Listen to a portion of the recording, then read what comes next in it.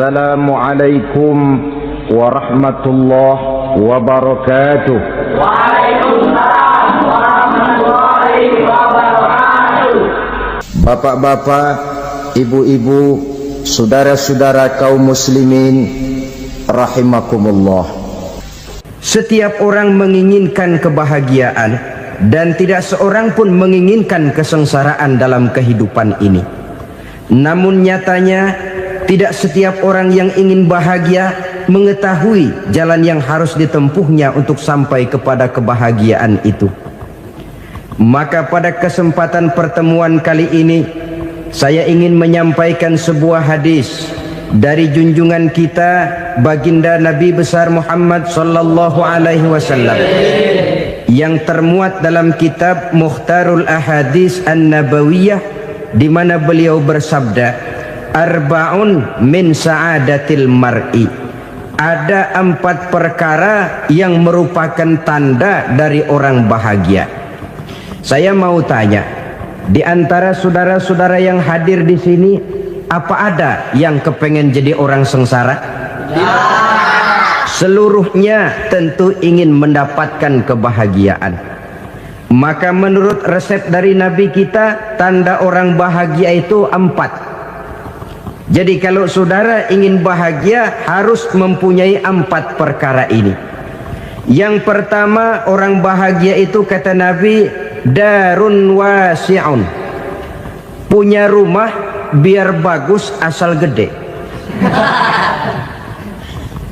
Enak ngaturnya.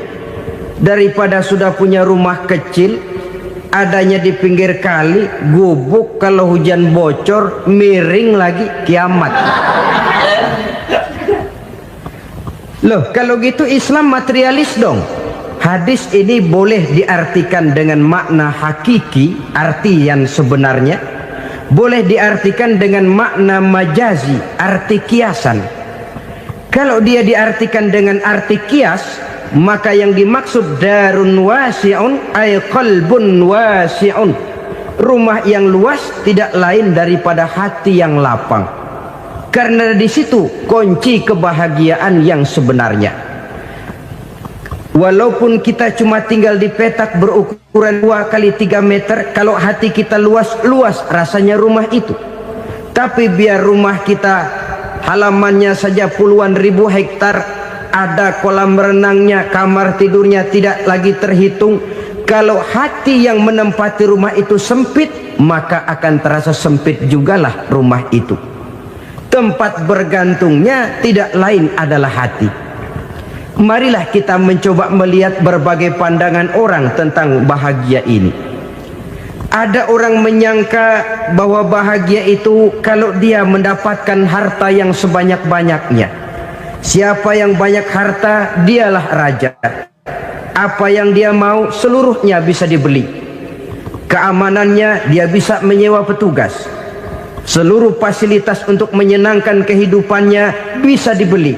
Pendeknya, hartalah segala-galanya dalam kehidupan. Sampai ada pepatah mengatakan, innad darahima fil amakini kulliha taksur rijala mahabatan wa jalala. Sesungguhnya harta, dinar, dirham, uang di mana-mana selalu bikin hebat orang yang memilikinya. Coba lihat, orang yang punya duit sama yang enggak punya duit, jangan gaya hidupnya, gaya jalannya aja lain. Wahia lisanun liman arada fasahatan, wahia silahun liman arada qitala. Uang adalah senjata yang paling ampuh bagi orang yang mau pergi perang, dan lidah yang paling fasih bagi orang yang mau bicara. Kalau bicara dengan lidah macet, cobalah bicara dengan harta, lancar. Sampai ada pepatah demikian, segalanya bisa diatur dengan harta. Maka di kalangan orang yang berpandangan semacam itu, seluruh kegiatan hidupnya hanya terfokus kepada bagaimana mengumpulkan harta yang sebanyak-banyaknya. Tidak peduli halal haram, tidak kenal sore pagi siang dan malam, tidak sempat sujud, jauh dari agama, jauh dari kehidupan yang bersifat ruhaniyah, jauh dari Allah dan sebagainya, sampai dalam Al-Quran dikelompokkan dalam kelompok yang dinamakan lumazah. Allazi jama'a malahu wa addadah yahsabu anna malahu akhladah.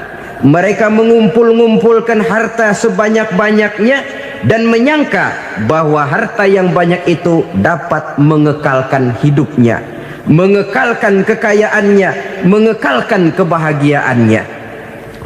Saudara hadirin yang berbahagia, kalau pandangan hidup ini benar, artinya kalau harta memang merupakan satu-satunya hal yang dapat membuat orang bahagia, tentu di rumah mewah tidak akan pernah ada tangis derita. Tentu di satu tempat di mana fasilitas hidup serba menunjang tidak ada yang namanya penderitaan. Tapi suka dan duka, sedih dan gembira, senyum dan tawa adalah milik setiap orang, baik dia punya harta maupun dia tidak punya harta. Nyatalah bahwa harta semata-mata bukan merupakan jaminan bahwa orang akan bahagia, walaupun tanpa harta orang sulit untuk bahagia. Saya mau cerita, ada orang super kaya, namanya Aristotle Onesius, raja tanker Yunani. Dia punya kapal tanker saja konon sampai 11 banyaknya. Punya perusahaan penerbangan yang disebut Olympic Airlines. Punya hotel di berbagai kota besar di dunia ini, sejak dari New York, London, Paris, Rome dan sebagainya. Bahkan punya pulau yang dia namakan Pulau Scorpio. Ini kan namanya sudah kaya nggak tanggung-tanggung, punya pulau. Nah, dia punya 2 orang anak, yang satu laki-laki namanya Alexander, yang satu perempuan namanya Maria Onesius. Seluruh harapannya tertumpah kepada anak lakinya Alexander ini, yang akan meneruskan usahanya, meneruskan kekayaannya, meneruskan dinastinya. Apa yang terjadi?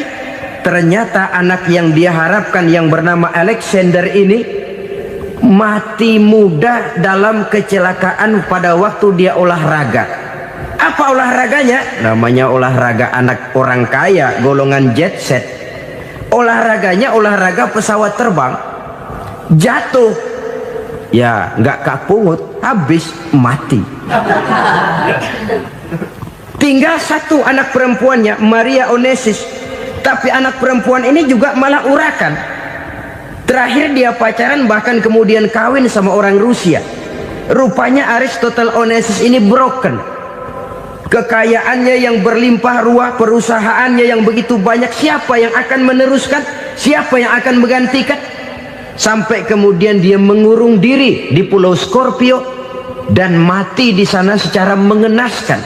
Seorang multi jutawan, seorang yang super kaya, mati menyendiri di pulau sepi. Ibarat kata pepatah, anak ayam mati di lumbung. Bukan kekurangan makanan, keurugan makanan. Begitu kehidupan Aristotle Onesius. Dan banyak orang-orang yang sudah demikian kaya sampai dibingungkan oleh kekayaannya sendiri. Telusurilah kehidupan David Rockefeller misalnya, Henry Ford misalnya, Adnan Khashoggi misalnya. Multi jutawan yang kadang-kadang dibuat keder oleh kekayaannya sendiri. Pantas ketika Imam Ali ditawarkan orang, "Ya Ali, kalau kepadamu disuruh pilih ilmu atau harta, kau pilih mana?" Ya jelas pilih ilmu dong. Kenapa? Pertama, ilmu kalau kita berikan kepada orang lain tambah. Tapi harta kalau kita berikan kepada orang lain kurang. Saudara punya uang 10.000, dibagi orang 5.000, jelas uang saudara berkurang. Tapi saudara punya ilmu, diberikan kepada orang lain bisa, saudara pun makin mantap. Tidak lantas jadi bodoh karena ngajarin orang. Saudara bisa Fatihah lalu mengajarkan orang Fatihah, orang bisa, saudara pun makin hafal. Tidak lantas setelah diajarin orang ilmunya hilang. Begitu datang dia minta orang tolong ajarin saya Fatihah. Udah habis, nggak ada.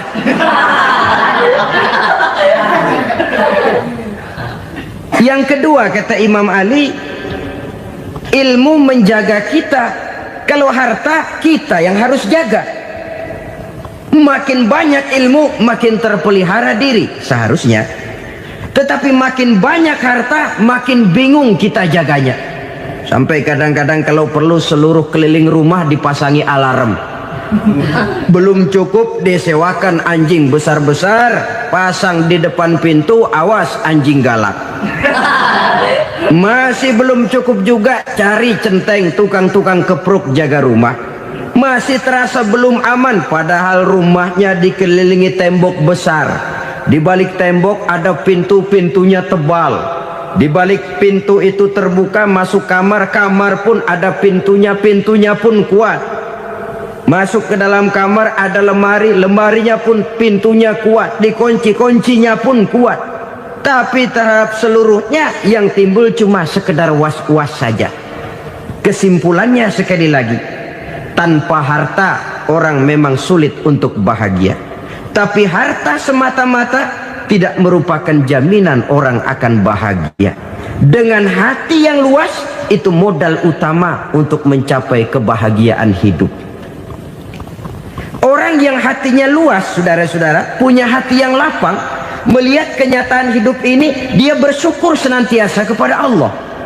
Lantas tidak timbul hasud dan iri hatinya. Oleh karena itu jiwanya selalu lapang. Kalau tidak, cupik hati namanya, dangkal pandangan, tidak senang melihat orang lain dapat nikmat, dan itu sering dijadikan contoh. Kalau orang yang lapang dada, dia lihat tetangganya beli TV baru, dia berkata, alhamdulillah ya, tetangga kita beli TV, mudah-mudahan kita bisa ikut nonton. Lapang dadanya. Tapi orang yang sempit hati, lihat tetangga beli televisi, meriang. Enggak diapa-apain, meriang. Besoknya dengar tetangga beli motor, makin sakit, ke rumah sakit. Lalu di rumah sakit dengar tetangganya beli mobil, mati. Disiksa oleh perasaannya sendiri. Orang kalau hati sudah sempit dalam hidup, kemanapun dia pergi, sempit rasanya medan kehidupannya. Kemudian kita melihat juga ada orang yang menilai bahwa bahagia itu katanya kalau punya kedudukan yang tinggi, pangkat yang agung, wibawa yang besar. Mungkin betul, tapi mungkin juga tidak. Bergantung kepada hati orang yang punya pangkat itu. Sama dengan harta tadi. Harta akan membawa bahagia kalau dia jatuh ke tangan orang yang berhati lapang. Tapi harta akan jadi bencana kalau jatuh ke tangan hati orang yang sempit. Pangkat akan membawa bahaya kalau jatuh di tangan hati orang yang sempit. Lebih dari itu, kenyataan mengajarkan kepada kita bahwa ternyata pangkat dan jabatan tidak selamanya memberikan kebahagiaan dalam kehidupan. Bahkan resikonya kelewat besar. Beberapa bukti kita bisa ambil dari para pemimpin dunia yang menjadi korban lantaran pangkat dan jabatan yang disandangnya. Saudara ingat Presiden Abraham Lincoln dan John Kennedy dari Amerika? Dibunuh orang. Park Chung-hee dari Korea Selatan, Ziaur Rahman dari Bangladesh, Anwar Sadat dari Mesir, terakhir Indira Gandhi dari India, menjadi korban dari pangkat dan jabatan yang disandangnya dari orang-orang yang tidak senang dia memegang jabatan itu. Dia akan mudah mengundang bencana. Sehingga pantas kalau seorang presiden terkemuka Amerika, Harry Truman namanya, dia mengatakan jabatan presiden itu, kata dia, seperti orang nunggang macan, naik macan. Harus kita taiki, kalau enggak dia bakal nerekam kita, ngeri katanya. Adapun orang yang hatinya lapang, kalau dia menerima pangkat dan jabatan, dianggapnya itu satu kesempatan untuk berbuat baik. Tapi orang yang berhati sempit, menerima pangkat dan jabatan, bukan kadang-kadang menerima, malah berusaha setengah mati mencapai dengan segala cara. Kalau perlu jilat atas, jilat atas. Jadi golongan sumuhun dawu. Jadi kelompok kulon nuwun, yes sir, yang kerjanya cuma oke bos. Kalau perlu jilat atas, jilat atas. Kalau perlu injak yang bawah, injak yang bawah. Perlu sikut kiri kanan, sikut kiri kanan. Yang penting pangkat dapat, jabatan dapat. Orang yang semacam ini, kalau sudah mempunyai pangkat dan jabatan, biasanya dia tidak menganggap itu sebagai amanah, tidak menganggap sebagai kesempatan berbuat baik, tapi malah kesempatan untuk memperturutkan hawa nafsunya yang dilatar belakangi oleh kesempitan hatinya tadi. Apalagi kalau orang memperoleh pangkat karena banyak mengeluarkan uang, seakan-akan pangkat dan jabatan itu sekarang macam proyek pakai tender. Siapa yang berani bayar segini naik, nggak berani minggir. Padahal logikanya, kalau orang mencapai satu jabatan karena banyak mengeluarkan uang, hampir bisa dipastikan bahwa setelah jabatan itu dia pegang, langkah pertama yang akan dilakukannya ialah berusaha bagaimana uang yang dia keluarkan supaya kembali. Ya paling kurang pulang modal dulu dong. Soal mikirin rakyat soal nanti, tapi ini modal harus pulang. Itu celakanya kalau orang memperoleh pangkat dan jabatan cuma karena banyak mengeluarkan uang. Jarang orang yang mempunyai keyakinan dan pandangan bahwa pangkat dan jabatan merupakan amanah. Jadi sekali lagi, pangkat dan jabatan mungkin saja membawa kebahagiaan kalau jatuh ke tangan orang yang berhati lapang, tapi bisa jadi bencana kalau dia jatuh ke tangan orang yang mempunyai hati yang sempit. Dan lagi-lagi stresnya hati yang lapang. Lalu sebagian orang, saudara, ada yang berpandangan katanya bahagia itu kalau jadi orang terkenal, mempunyai popularitas, menjadi idola di kalangan remaja, di kalangan orang tua, di segala lapisan masyarakat. Padahal makin populer orang, makin terikat dia. Ya kalau macam kita ini kan nggak punya nama, nggak populer, tengah malam buta mau nongkrong di warung Tegal aman. Tapi pangkat, jabatan, kedudukan, popularitas menyebabkan kita diikat dengan berbagai macam peraturan. Cuma mandi sama ke WC saja yang nggak dikawal.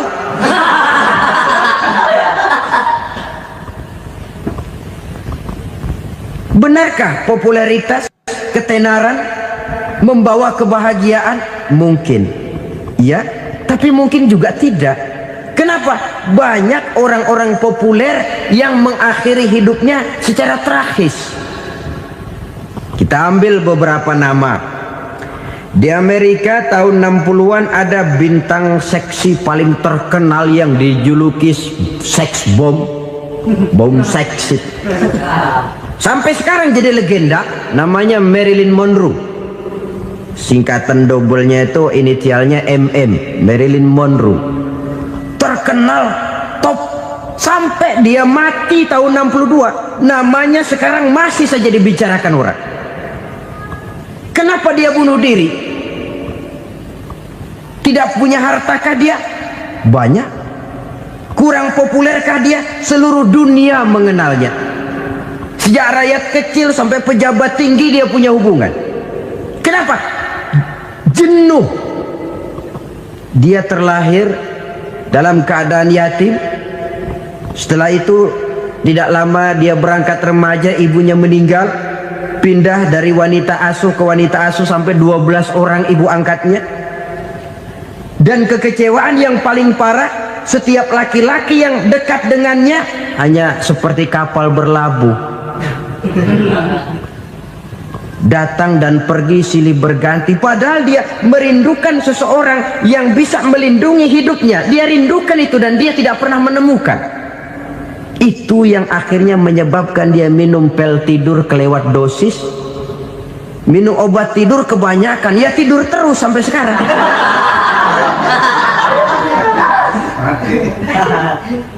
Dia mengakui, saya telah memiliki ketenaran, tapi saya tidak pernah hidup dalam ketenaran itu. Saya pandai main sandiwara, tapi saya ingin hidup dalam alam yang real sebagaimana umumnya orang. Itu yang dia rindukan. Menyusul jejak yang namanya Marilyn Monroe ini, Billie Holiday, saudara kenal tentu, di rumah sakit dirawat. Dia juga minum obat overdosis, mati lagi. Jimi Hendrix minum obat tidur overdosis kelewat batas, mati lagi. Lalu yang menghanyutkan diri di danau, Janis Joplin dan Brian Jones. Ini orang-orang populer, orang-orang terkemuka yang mengakhiri hidup secara tragis, bukan karena tidak terkenal, mungkin karena sudah saking terkenalnya. Contoh paling belakangan, Bruce Lee. Wah, ini tukang-tukang kepruk tentu kenal siapa dia. Sampai sekarang pun tabir kematiannya masih merupakan misteri.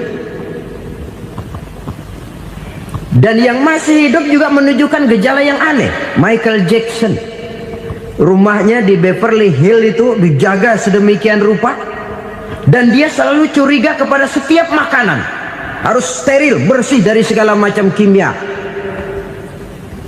Kemana dia pergi, itu tukang-tukang kepruk sudah selalu menjaga dan mengawal, dan dia seakan takut menunjukkan mukanya yang asli. Hingga kalau tampil ke tengah di luar show, dia kadang memakai pakaian yang tidak menunjukkan dia yang sebenarnya, takut dikenali orang. Ternyata popularitas sering jadi momok yang meracuni kehidupan manusia.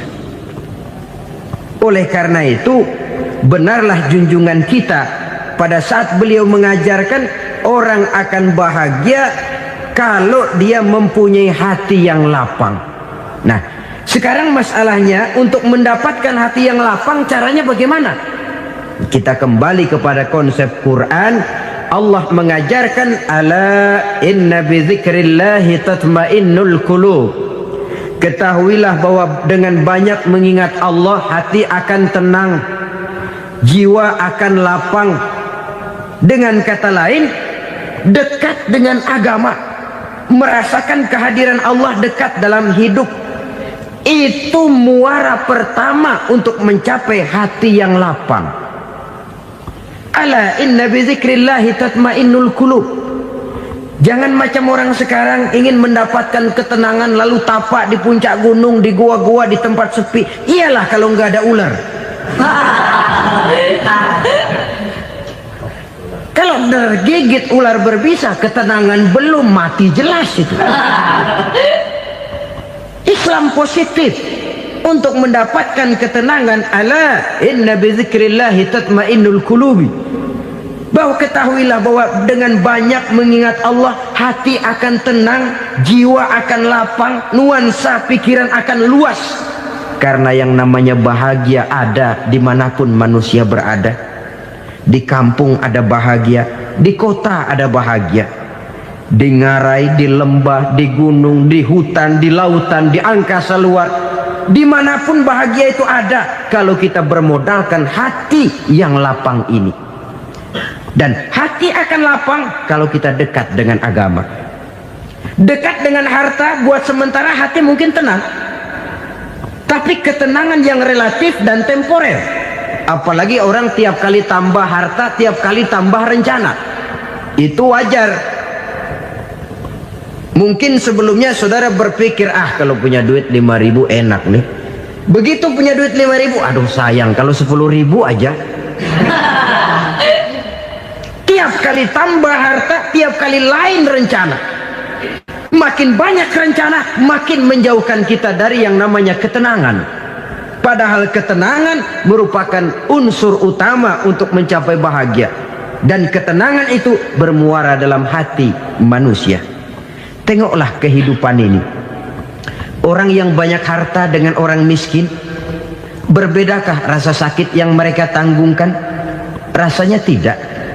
Walaupun si kaya tidur di kasur empuk berselimutkan sutra mahal, sementara si miskin meringkuk di balai bambu yang keras dan kasar. Apabila maut datang, dia juga tidak pernah pilih bulu. Maut datang menjemput si kaya di singgasana keemasannya, dikelilingi oleh para pengasuh, dayang dan inang serta para pengawal. Dan maut pun datang menjemput si miskin papa, sehingga ia tergelepar di tepian jalan. Kedua-duanya bernama mati. Kalau nyata bahwa sakit yang ditanggung si kaya tidak beda dengan sakit yang ditanggung si miskin, bukan harta semata yang membuat orang bahagia. Hati yang tenang, jiwa yang lapang penuh kedamaian karena banyak berzikir dan mengingat Allah, itu merupakan modal utama untuk mencapai sesuatu yang bernama bahagia.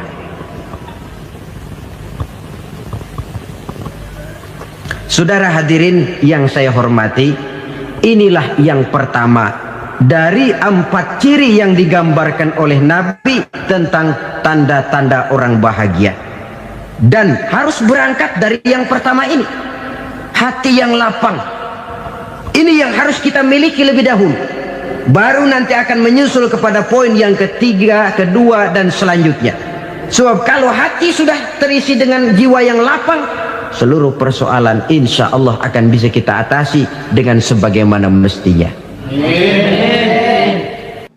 Yang kedua sekarang, tanda orang bahagia menurut baginda Nabi, markabun syariah.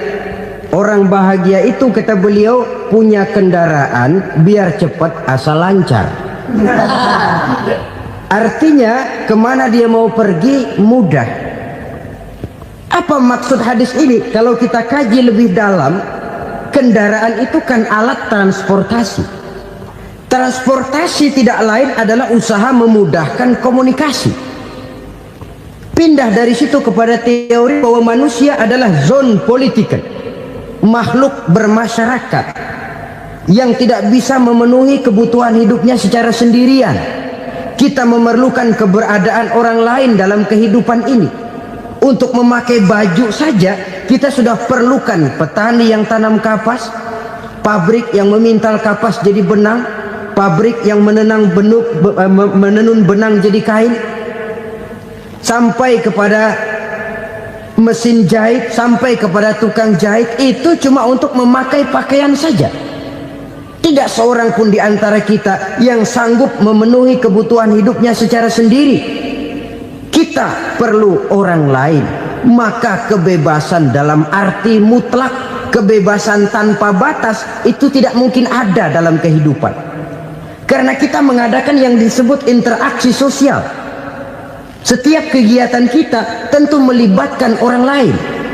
Menurut kita barangkali kita bebas jalan di jalan raya semaunya, tapi orang lain berkendaraan pun merasa bahwa ini ada juga jalan haknya, dan begitu selanjutnya.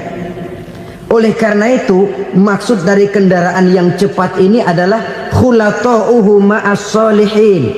Lingkungan pergaulannya terdiri dari orang-orang soleh. Pergaulannya luas.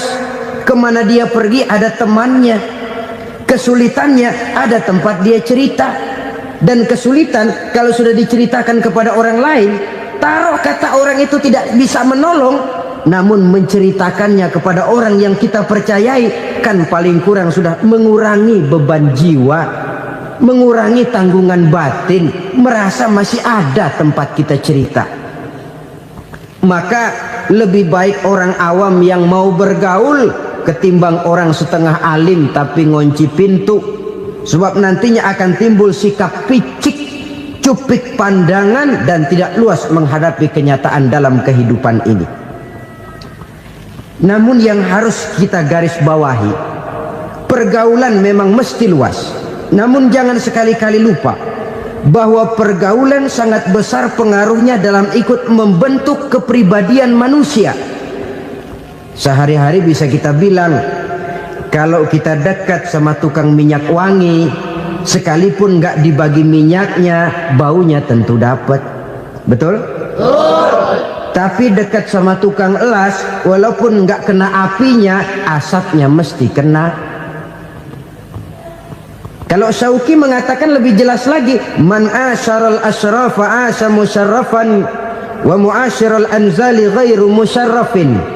Awalam taral jildal hakira muqabbalan bisagri lamma sara jildal mushaf. Siapa yang bergaul dengan orang mulia, dia bakal ikut menjadi mulia. Tapi siapa yang berteman dengan orang hina, dia tidak bakal ikut menjadi mulia. Tidakkah kau lihat, kata Syauqi, kulit kambing yang hina pun dicium orang ketika menjadi kantong Quran. Kulit kambing hina, kalau dia sendirian gak ada yang mau cium. Tapi begitu dia bergaul dengan Quran, menjadi kantong Quran, dipakein minyak wangi, ditaruh di tempat yang tinggi, mau diambil dicium dulu, dibawa dengan penuh hormat dan hati-hati. Kulit kambing yang hina lantaran berteman dengan Quran, numpang mujur. Tapi coba lihat kalau kulit kambing berteman dengan kayu, jadi beduk, habis. Zohor dikemplang, asar dipukul. Itu pun sedikit saja, cuma salah milih teman. Yang temannya Quran dihormati orang, yang temannya kayu lantaran jadi beduk, gelap-gelap subuh orang udah kemplangin.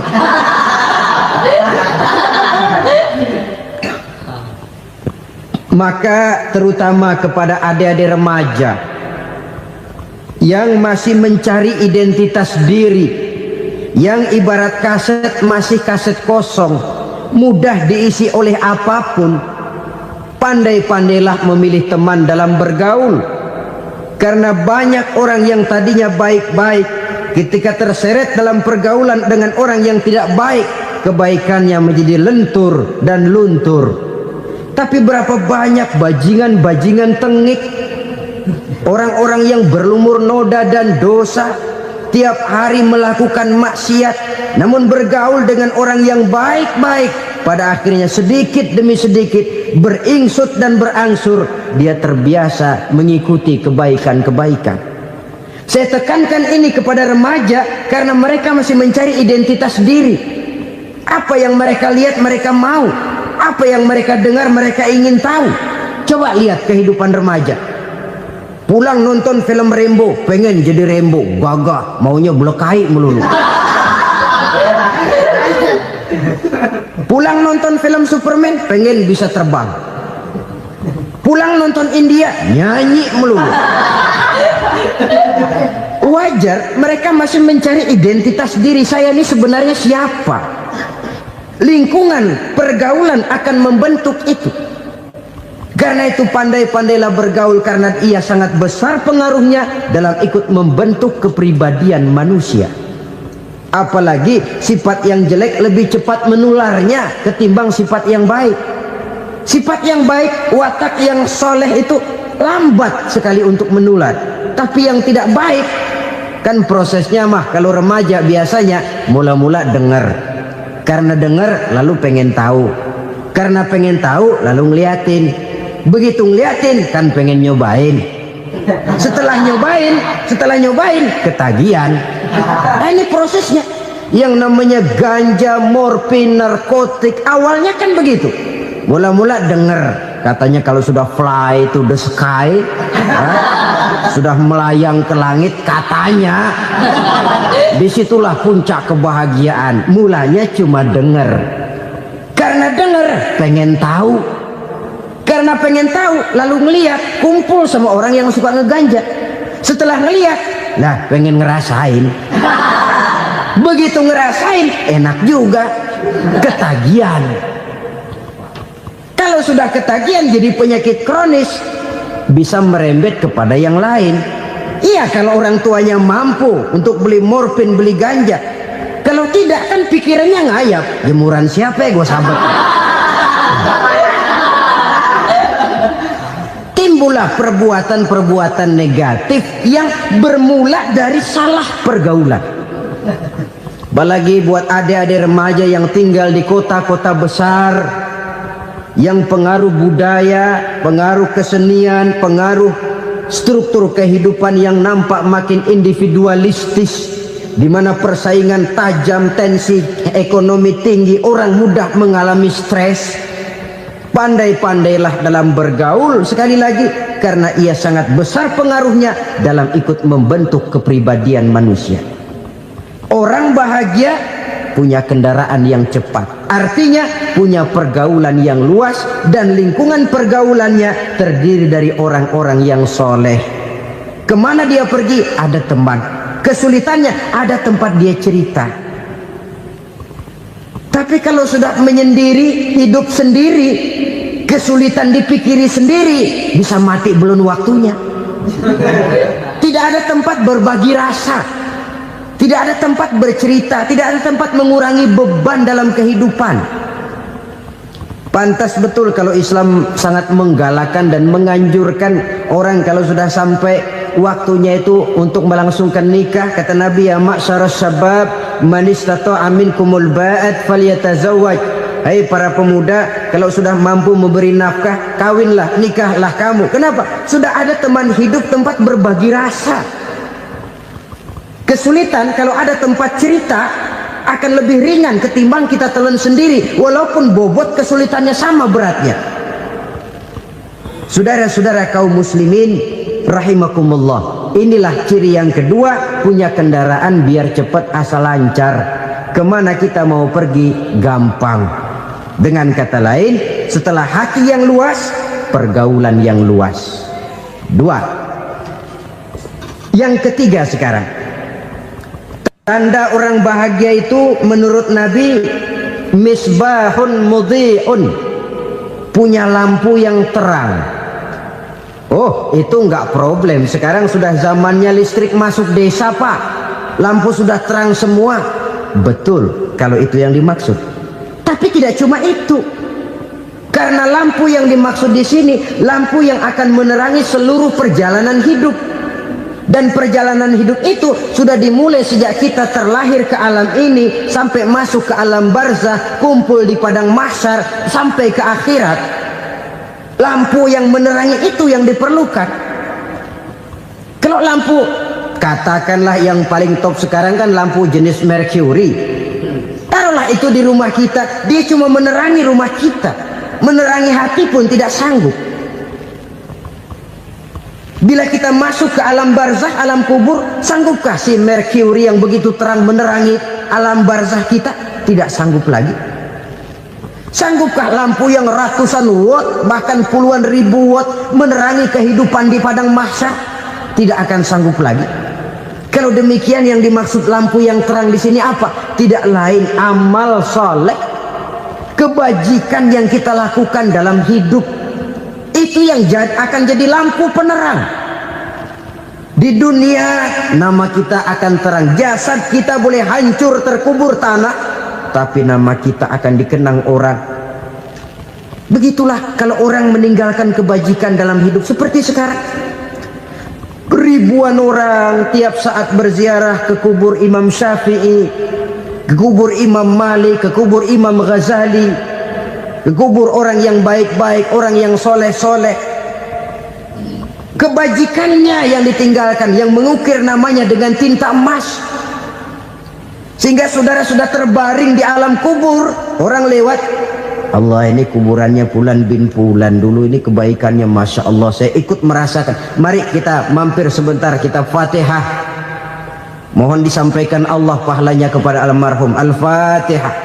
Itu kalau orang baik-baik. Lalu saudara tanya, Pak, orang mati dikirimin Fatihah apa nyampe pahalanya? Saya jawab, kalau saudara nggak percaya, mati dulu dah. Nanti saya Fatihain, tungguin di sana. Umpama nggak sampai, balik lagi kemari.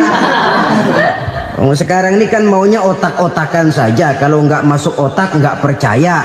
Padahal alam gaib itu nggak bisa diotak-otakin. Sama saja dengan saudara pernah dengar cerita kapal Tampo Mas tenggelam kan? Pernah nggak? Di mana? Ya, di laut Masalembo. Begitu ke Tampo Mas tenggelam, ratusan penumpang itu terjun ke laut, dipermainkan gelombang, berjuang menghadapi maut itu. Orang lagi timbul tenggelam di lautan, dihantam ombak, kita tengokin pakai helikopter. Pak, lagi timbul tenggelam ya? Iya, tolongin, tolongin. Jangan khawatir Pak, nih saya kirim intan Pak, harganya 10 juta. Kira-kira orang yang timbul tenggelam di laut seneng nggak? Tidak. Kan mahal toh intan 10 juta. Kenapa dia nggak senang? Karena intan 10 juta dalam kondisi seperti itu tidak sanggup menyelamatkan dia. Dia akan girang kalau dikirimin ban mobil bekas, dikirimin papan terentang atau bambu. Intan yang 10 juta dia nggak girang. Ban mobil bekas yang 1000 perak, tuh pegang, itu yang dia girang betul. Inilah sebabnya Nabi berkata, mal mayyitu fi qabrihi illa kal ghariqil mutaghawwis. Orang yang meninggal di alam kuburnya seperti orang timbul tenggelam di lautan. Yantaziru da'watan min ahli, menunggu doa dari keluarganya yang masih hidup. Duh, bapak saya sudah meninggal, saya sayang benar sama dia. Kirimin kulkas ke kuburannya Itu sama saja dengan tadi orang tenggelam di lautan dikirimi intan yang harganya 10 juta, tidak sampai. Begitulah kalau kebajikan yang kita tinggalkan dalam hidup, sudah mati pun kubur kita masih diziarahi orang. Tapi kalau jahat yang kita tinggalkan, boro-boro lah orang mau doa lewat dekat kuburan kita juga serem. Tuh bajingan no, dulu mati dipendem di situ tuh. Jangan lewat situ, ntar kesurupan, jangan. Lewat saja orang ngeri. Konon lagi membacakan Fatihah dan mengirimkan doa. Hidup pada hakikatnya adalah kesempatan untuk berbuat baik. Maka sekali kesempatan itu diberikan, manfaatkan dengan sebaiknya. Sebab kesempatan kedua tidak akan pernah ada. Kesempatan berbuat baik di sini, di akhirat sudah pembalasan namanya. Sekali kesempatan itu dicabut, dia tidak akan pernah dikembalikan lagi. Kata Iqbal, hidup tidak mundur ke belakang, Bung. Berhenti diinjak orang, mundur hancur. Tidak ada kata mundur dalam hidup ini. Berhenti diinjak orang, mundur kecebur. Tidak ada kata lain. Harus maju dalam kehidupan, dalam artian yang positif. Hidup adalah kesempatan untuk mengumpulkan kebajikan yang sebanyak-banyaknya. Di situ nilai daripada manusia. Sekarang ini memang nggak kelihatan kok, orang yang banyak pahala sama yang banyak dosa nggak kelihatan kok. Barangkali kalau habis bikin dosa palanya pada benjol, mungkin orang takut sama dosa. Tapi sekarang sama saja, orang yang banyak dosa dengan yang nggak banyak dosa jalan bareng dari belakang, sama, nggak kelihatan beda. Tapi ada waktunya di mana pahala memegang peranan, di mana dosa diperlihatkan. Sama saja kalau kita bawa mobil siang, lampu kan nggak begitu berfungsi. Apa lalu bilang, alah ini lampu berat-beratin, copot-copotin aja dah. Tidak perlu begitu. Kenapa? Pada satu saat malam senja akan datang. Bila matahari terbenam, senja pun datang, gelap mulai merayap, disitulah baru terasa perlunya lampu. Pahala begitu. Sekarang orang yang nggak ada pahalanya nggak kelihatan dalam kehidupan. Tapi pada satu saat senja kehidupan akan datang.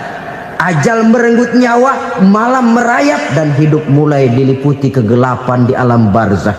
Dikala itu kalau nggak punya lampu, alangkah malangnya kita. Sebab amal yang baik, kata Nabi, di alam barzah itu akan diciptakan menjadi perempuan yang cantik menemani kita.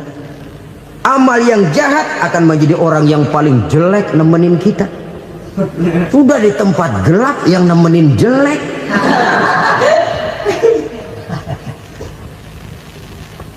Kaum muslimin rahimakumullah.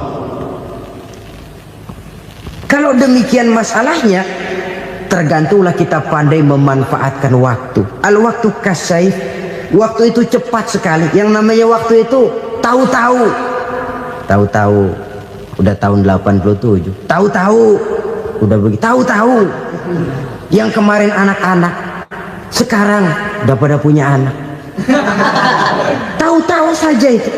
Begitu cepat waktu berlalu. Kalau tidaklah pandai kita memanfaatkannya, akan rugi kita. Nabi bersabda, man kana yaumuhu khairun min amsihi fahuwa rabih. Barang siapa yang hari ini lebih baik daripada hari kemarin, itu orang untung. Hari ini lebih baik daripada kemarin. Bulan ini lebih baik dari bulan kemarin. Tahun ini lebih baik dari tahun kemarin. Itu orang yang beruntung. Tahun kemarin sembayangnya maghrib doang, sekarang udah tambah isya. Tahun kemarin cuman Idul Fitri aja ngancem bener, sekarang udah tambah Jumat, lalu tambah lagi maghrib, tambah lagi isya, dan selanjutnya. Hari ini lebih baik daripada kemarin. Itu orang yang beruntung. Wa man kana yaumuhu mithlu amsihi fahuwa khasir. Lalu barang siapa yang hari ini sama saja dengan hari kemarin, itu orang rugi. Hari ini sama dengan kemarin, rugi itu. Bulan ini begitu, bulan kemarin begitu, tahun ini begitu, tahun lalu juga begitu. Rugi itu orang. Rugi apa? Rugi umur. Umur tambah, amalan gak pernah tambah. Dan saya pikir lebih merupakan azab ketimbang nikmat kalau orang dikasih panjang umur cuma untuk numpuk dosa. Mending mana? Panjang umur banyak dosa sama pendek umur dikit dosa? Mending mana? Mending mana? Ya, paling mending tentu panjang umur banyak pahala. Tapi kalau tidak, sekali lagi, lebih merupakan azab ketimbang nikmat kalau orang diberikan panjang umur tapi cuma untuk sekedar menumpuk dosa. Kehilangan kesadaran bahwa dunia bukan terminal akhir dari satu perjalanan. Dia cuma halte di mana kita berhenti sebentar untuk menuju kepada terminal yang hakiki. Saudara-saudara kaum muslimin rahimakumullah, inilah lampu yang akan menerangi kehidupan. Amal yang kita lakukan di dalam kehidupan. Jadi yang dimaksud dengan lampu yang terang, kebajikan yang kita kerjakan dalam hidup. Nah, setiap orang di awal tadi saya bilang ingin bahagia. Bahagia itu kan hakikatnya kumpulan senang dan selamat. Senang, selamat. Apa bedanya? Senang tapi tidak selamat, nggak bahagia. Selamat tapi nggak senang, nggak bahagia orang. Contoh, kalau orang korupsi, duitnya banyak, senang dia, tapi keselamatannya. Ada tentara baris di samping rumahnya udah bingung, padahal tentara latihan. Tentara cuma latihan, dia bingung. Senang, tapi karena keselamatannya tidak terjamin, dia tidak bahagia. Sebaliknya pegawai negeri jujur benar, cuma segaji-gajinya, selamat, nggak korupsi, tapi melarat, ya nggak bahagia juga, kurang senang. Kesenangan dan keselamatan untuk dunia saja, ya sekali lagi, kalau cuma sekedar untuk dunia saja, bisa dibeli pakai uang. Bisa dibeli pakai uang. Saudara ingin selamat, bisa dibeli pakai uang. Saudara ingin senang, bisa dibeli dengan uang. Tapi setelah mati, masuk ke alam barzah, habis kekuasaan uang. Nggak bisa lagi beli keselamatan pakai uang. Tidak mungkin lagi membeli kesenangan dengan uang. Di situ pahala yang megang peranan. Makin banyak pahala, makin banyak saham untuk membeli kesenangan dan keselamatan, untuk memperoleh yang namanya bahagia. Dan jangan lupa loh, di alam barzah kita nggak sebentar, menunggu datangnya kiamat. Loh iya, kalau kita begitu dikuburin terus kiamat datang, untung. Tapi kalau masih harus 1000, 2000, puluhan ribu tahun yang akan datang, dalam satu penantian yang begitu lama, tanpa saham untuk memperoleh kebahagiaan, satu kemalangan yang tidak ada pernah putus-putusnya. Janganlah tergelincir oleh kebahagiaan sebentar yang menipu dengan mengorbankan kebahagiaan hakiki yang berjangka panjang. Apa artinya senyum sejenak kalau harus ditebus dengan tangis seumur hidup? Biarlah kita minum jamu, pahit memang, getir memang, tapi kan besok badan sehat. Daripada sekarang minum sirup, manis memang, enak memang, tapi bibir pada jontor besoknya. Sirawan, batuk, nggak karu-karuan. Banyak orang tertipu oleh kesenangan yang sebentar. Padahal laisa kullu ma yalma'u zahaban. Belum tentu semua yang berkilat itu emas. Belum tentu semua yang gemerlap itu intan. Karena itu, marilah manfaatkan kesempatan yang diberikan Allah ini untuk mengumpulkan kebajikan yang sebanyak-banyaknya. Yang terakhir sekarang, yang keempat, tanda orang bahagia kata Nabi. Zaujatun salihah. Orang bahagia itu tanda yang keempat kata Nabi, punya istri biar cakep asal taat. Sudah surga itu sudah. Cakep taat. Istri kayak gitu, kalau belum mati jangan dikuburin dulu. Sudah cakep taat lagi. Tapi kadang-kadang enggak, udah jelek ngadat melulu. Apa yang mau dipilih? Sebab itu Quran mengatakan istri pakaian untuk suami, suami pakaian untuk istri. Kenapa suami istri diibaratkan pakaian? Alangkah tingginya gaya bahasa Quran ini. Suami istri teman hidup, hidup perjalanan panjang. Sejak kita dalam rahim sudah ada hidup kan di sini. Sampai ke alam dunia, masuk ke alam barzah, kumpul di padang mahsyar, sampai menuju akhirat, itu perjalanan hidup. Carilah istri atau suami teman hidup yang membawa manfaat tidak hanya kehidupan di dunia ini, sampai di alam barzah, sampai di padang mahsyar. Suaminya mungkin meninggal lebih dulu atau istrinya mungkin meninggal lebih dulu, tapi suami atau istri yang masih hidup berbuat kebajikan. Suami saya meninggal, ada hartanya, saya sedekahkan, niat pahala untuk almarhum suami saya. Ini teman hidup,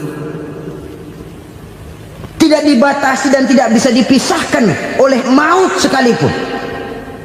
Zohirnya mungkin pisah, badannya mungkin pisah, tapi hatinya, jiwanya, kebersamaannya dalam menghadapi kehidupan. Karena itu saudara-saudara, bahasa Quran indah. Suami istri diibaratkan seperti pakaian. Apa fungsi pakaian? Pertama, pakaian jadi kebanggaan. Artinya suami harus menjadi kebanggaan istri, istri harus jadi kebanggaan suami. Yang kedua, pakaian itu kan fungsinya menutup aurat. Artinya sesama suami istri harus saling menjaga kekurangan masing-masing. Jangan malah sesama suami istri saling membongkar rahasia dan aibnya sendiri-sendiri. Istrinya diceritain jeleknya di mana-mana, atau suaminya dibongkar rahasianya di pasar umum. Itu sudah tidak lagi berfungsi sebagai pakaian. Kenapa semua ini diperlukan? Karena kita menyadari bangsa yang baik terdiri dari masyarakat yang baik. Masyarakat yang baik merupakan susunan dari warga yang baik. Warga yang baik adalah terdiri dari rumah tangga yang baik. Dan rumah tangga yang baik merupakan susunan dari pribadi yang baik. Dari situ langkah dimulai. Membangun satu bangsa yang baik diawali dengan membangun rumah tangga yang baik, dengan menciptakan pribadi-pribadi yang baik. Sehingga dari sini diharapkan berkembanglah nilai-nilai kebaikan.